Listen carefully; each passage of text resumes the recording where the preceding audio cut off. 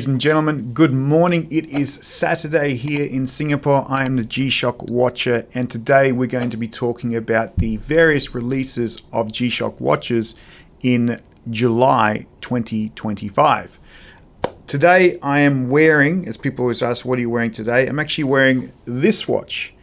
This is a very old school and very, very classic watch. And it was given to me by a colleague at work who saw the channel and said he had this G Shock watch, really didn't ever use it, and said, well, maybe you can get some use out of it, and just handed it over. And I'm really totally happy and impressed and just blown away that somebody would actually just pass me over a watch. This watch is if I look here, it's a DW 5750E-1B. But what is unique about this particular watch is that this was the launch watch from the Sony Bravia launch here in Southeast Asia. So if I turn this one around, you can sort of see at the back on the plate there, you see the feels incredibly real. And at the bottom there, Sony Bravia TV Southeast Asia launch 2018. So very, very cool, unique watch. I'm not sure how many there actually were. It's very hard to actually find information about this particular watch in terms of the Sony Bravia specificity of the watch itself, or the uniqueness, I should probably say. But this watch does seem to have some legacy. Like if we go back over, if you go to Shockbase, and I love Shockbase. Shockbase has such incredible information. We get the standard information. We get prices. So this is about $100 for the actual watch itself.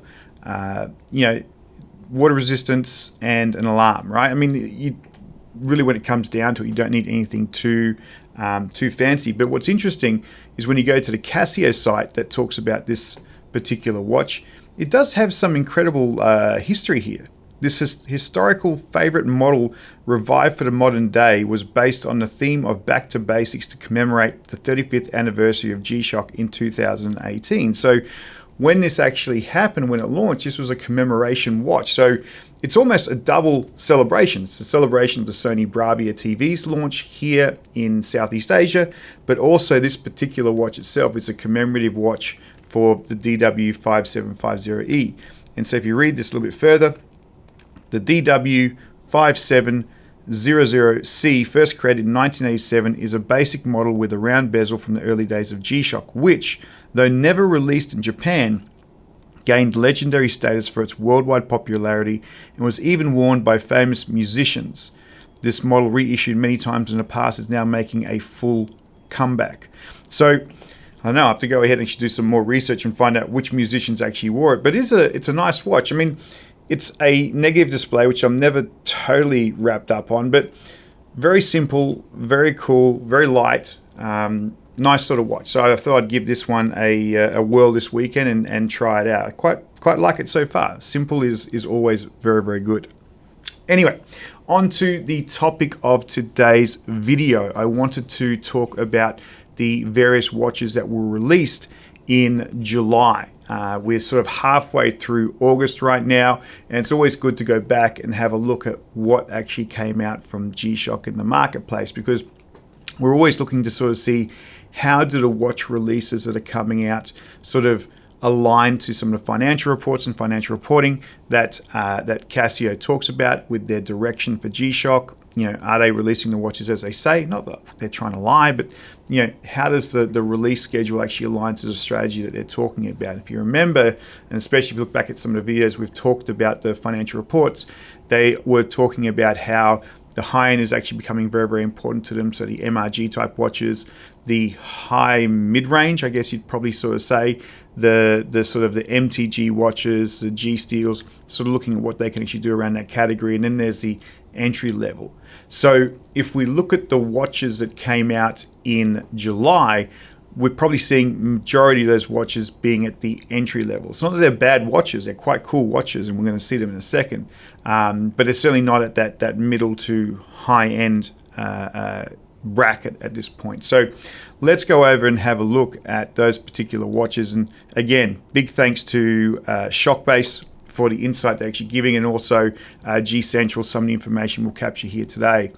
So in July, we saw 6 individual watches being released. We've got 3 which are in the same line, the GMAs, and we'll talk about those in a second.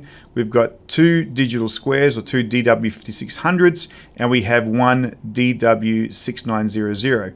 And in that, we have 3 watches which are basically G Shock watches by themselves, and 3 which are essentially collaboration or celebrations of something very, very specific. So not a huge month for watch launches, but interesting watches all the same. So with that, let's get jumped into the first set of watches, which are the GMAs, the GMA P200 PC-1A, and we'll start here.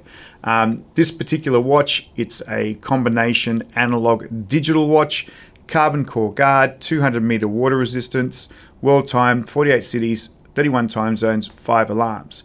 And a very striking color as well. If you look at all 3 of them, we've got a black with a sort of a pink purple, I guess I probably should say fuchsia. I don't know pastels very well, but an interesting sort of contrast, I would probably say, like the black and this sort of color. And we also have then a sort of a pink, almost seashell type look with a sort of a shinier inside from that point of view. Same features again. And then a white with a similar sort of face. And so very, very nice watches. I don't know if I'd buy them myself. I mean, they're probably a little bit, if I dare say, a bit more effeminate. Not necessarily the sort of watch I would actually wear, but it would obviously appeal to a certain audience. Now, when you look at the research that G Central's actually done around this, these watches were being released in Japan in July, and the idea here, as I sort of say, the effect expresses the summer sea sparkling under the sunlight, according to Casio, and the hour markers have a glossy coating which also appear to be somewhat sparkly. So I guess that's the theory as you're looking at these particular watches, is to emulate the seaside, right? And if we look at those particular watches, like let's take a look at the pink one. I mean, you can actually visualize in your head how this might emulate a shell that you might find on the beach. It's got those tones of sort of pink, the shininess of the inside of the shell. I guess you'd get the sparkling of the sea. So, you know, it's a interesting kind of watch. Now, this particular grouping of watches, if we look at it down a little bit further here, it's called the Polarized Color Collection. Now, the last time they actually did the polarized colors was for these DW6900 watches, and there were 4 of them. And these watches themselves came out in February 2013.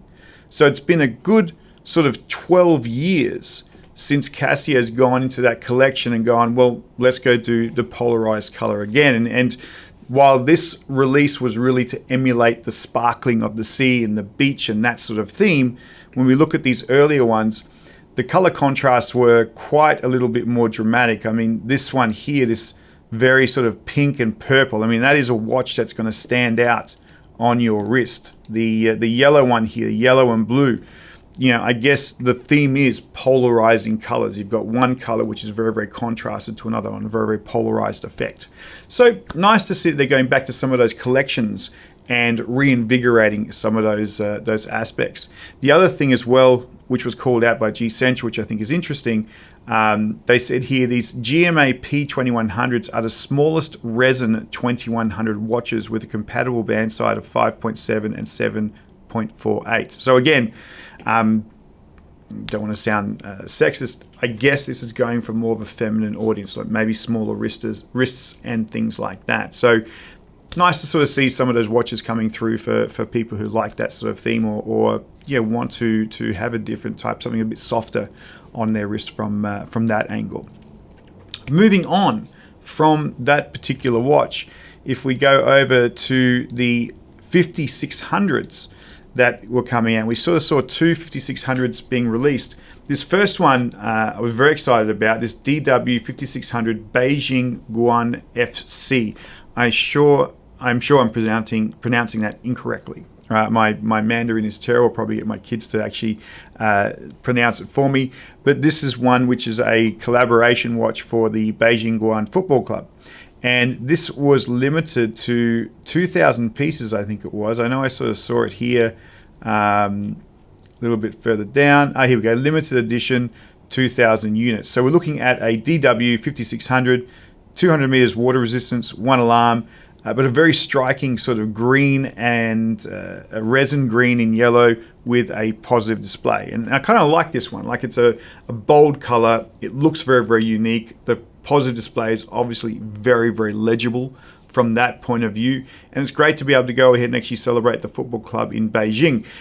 What they had was beyond just the watch itself. Like, if we go through and jump into G Central, they actually said that this whole thing comes as part of a gift box. So you have the watch, you have a pin, you have a scarf, really, really nice little packaging. So, if you were a football club fan for Beijing Guan, you've got a really nice package here in terms of the entire fan kit you could really go ahead and wear with pride. So well done, Casio G Shock. I thought that was actually a really interesting collaboration, and it's a nice way to go ahead and actually celebrate something, especially as G Shock has recognized, especially in those financial reports we talked about lately, their China market had become more challenging. And so some of these collaborations, as they work on them to raise or elevate the brand of G Shock in China, hopefully we'll get people to re-look at G Shock and look at them as a watch that they might want to go ahead and actually purchase. So this is sort of a smart collaboration, and whoever did this one, well done, great marketing from that angle. The other watch which came out, which was a DW 5600, was this one, the DW 5600 HDN25-7. Always a very tough model name. This is a collaboration watch with a clothing brand called Hidden. And it's actually a very, very cool watch. I mean, the white is very, very striking with the highlights of green here, and it's got the nice bull bar on the watch as well. Now, Hidden I didn't know too much about, so I did a bit of searching online. It's a clothing brand out of New York, and when we look at some of their outfits, the green does sort of come through, so you can sort of see the white, the green, the white, the green. Actually, I thought this was interesting, where they talk about Jet Set Radio, and being a bit of a gamer, Jet Set Radio Future was a very, very cool video game in its day. Like, it had some really bombastic sort of colors, sort of that cell shading type approach for the video game, and you're on sort of roller skates and doing graffiti and those sort of things. It was a great game with some great music. I think it was a Sony game, so it might have been on a PlayStation. I can't quite remember. But very, very cool game. And obviously this company Hidden is emulating some of that Jet Set Radio type things. And you can sort of see them advertising here the G Shock collaboration. So Hidden and G Shock come back with the second collaboration watch. So they've obviously done this before, which I guess fits in very, very nicely with their particular brand, the green and the whites, which you sort of see all over their particular site. So nice sort of watch, picked up for about $175. Definitely, if you're into the branded streetwear, this is a very, very cool watch to go ahead and actually purchase. If we look at the lume, you can see the Hidden logo on the actual watch itself. So not the lume, the backlight, I guess you sort of say. The backlight's got the Hidden logo coming up. But it is a nice looking watch. Like, that's a watch I wouldn't mind actually wearing on my wrist either. Like, just something a little bit different with that white that would actually really stand out from that point of view.